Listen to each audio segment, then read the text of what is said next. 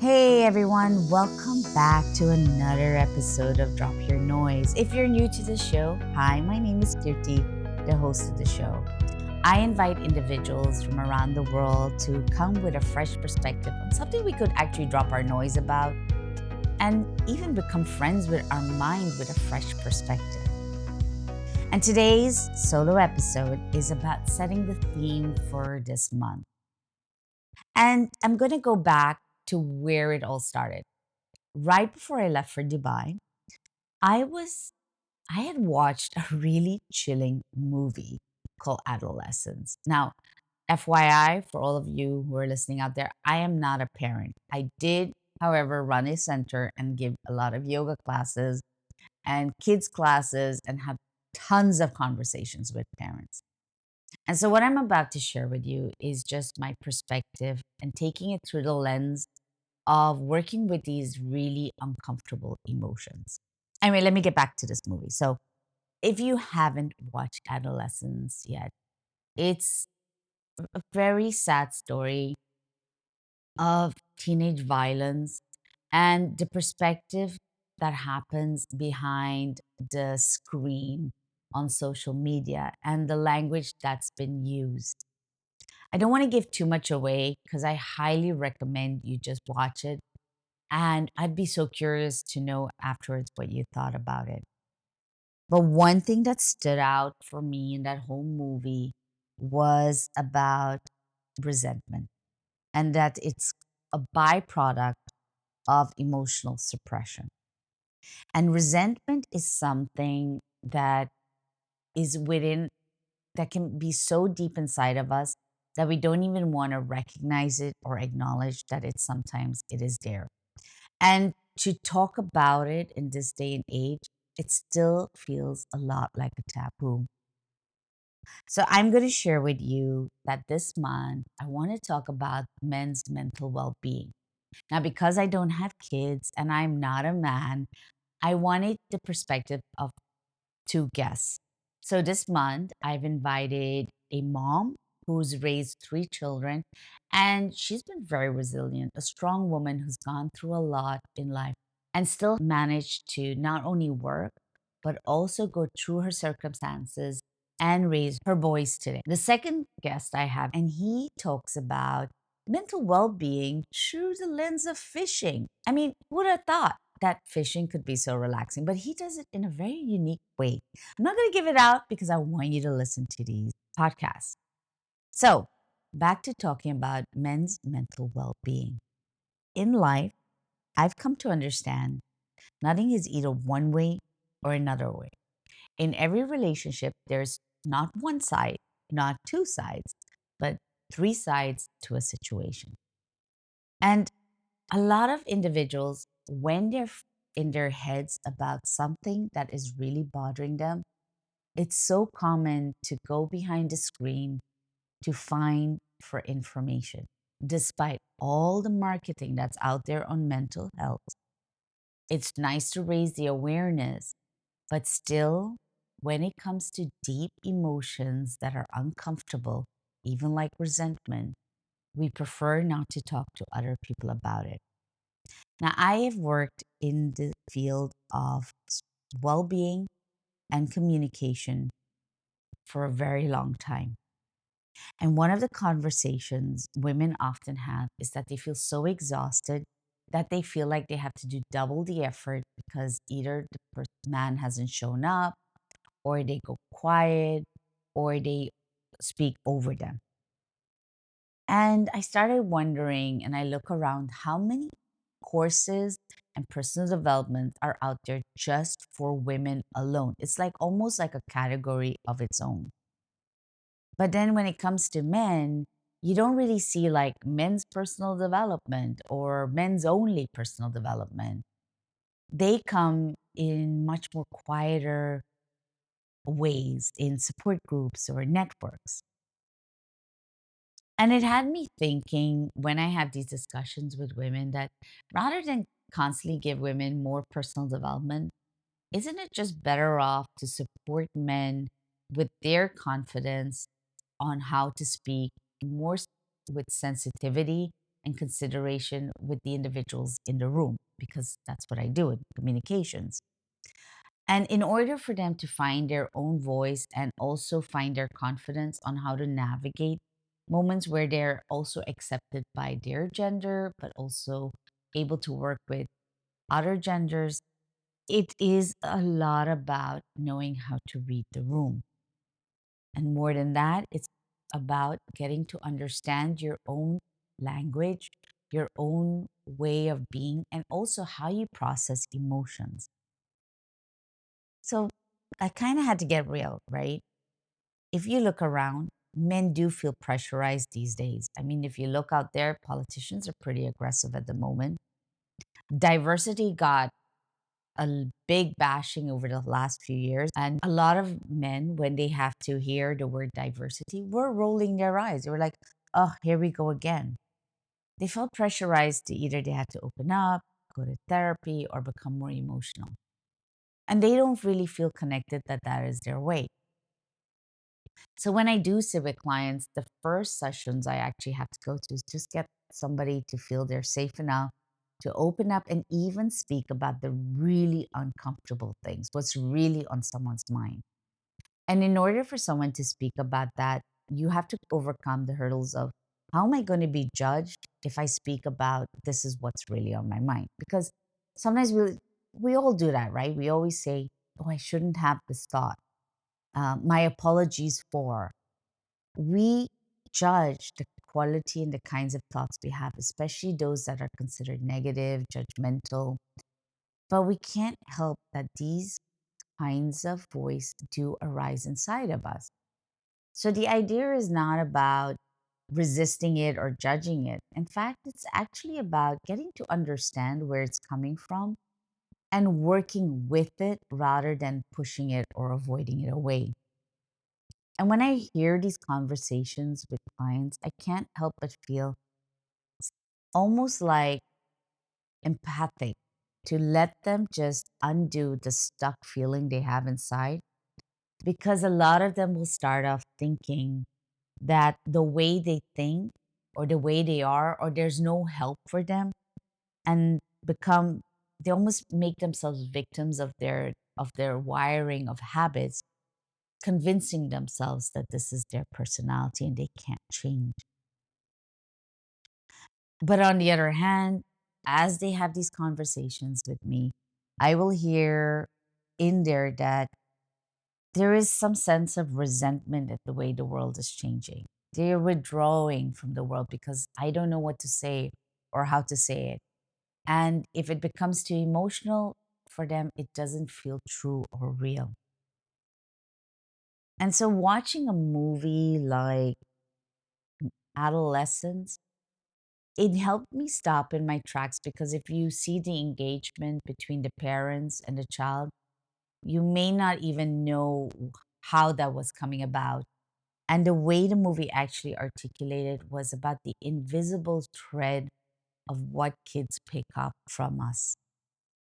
And that was also very noticeable when I was running the yoga center. At one point, I was asked to only have classes where men could come in for that class.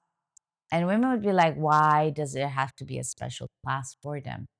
Well, it was only because in that moment, if they messed up with their vocabulary or they said something that a woman might get offended to, that they didn't feel ashamed for it.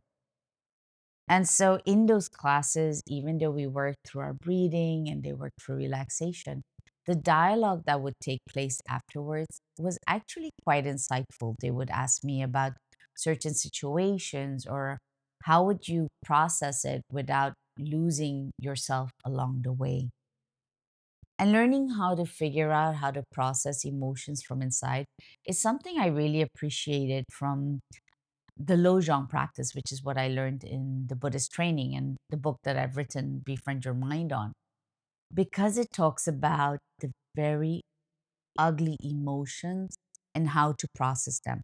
And when you are conditioned to be raised not to talk about emotional things, or if you do talk about it, you come across as a girl if you go to school, learning how to process this within yourself can be very useful, because going forward, you can catch yourself when you're feeling pride, or you're feeling anger, or you're feeling resentment from within. And so keeping it practical, this Lojong practice, I found very useful even for me, because I'm an Indian woman. And when I was being raised, I was conditioned. I had to get married and I had to be the proper girl, and I couldn't be disrespectful to my elders. And so there was a lot of emotional suppression on not saying what was truly on my mind.